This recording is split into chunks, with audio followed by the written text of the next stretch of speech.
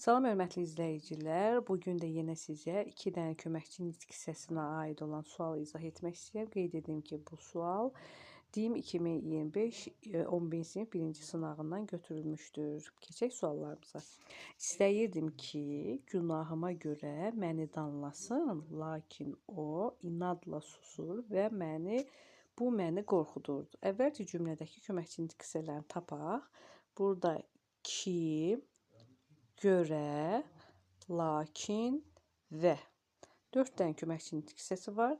Ki bağlayıcı, görə qoşma, lakin bağlayıcı və yenə nə oldu? Bağlayıcı.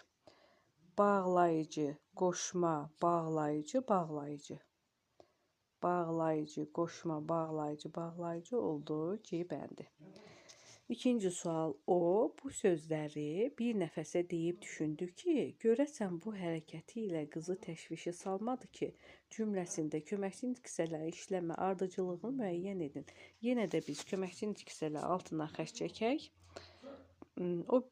O bu sözləri bir nəfəsə deyib düşündü ki, görəsən ilə ki. Gördük, burada da 4 dənə köməkçi nitq hissəsi var. Düşündü ki, oldu bağlayıcı. Görəsən modal söz. İlə hərəkəti ilə qoşma və sonuncu salmadı ki, bu isə oldu nə?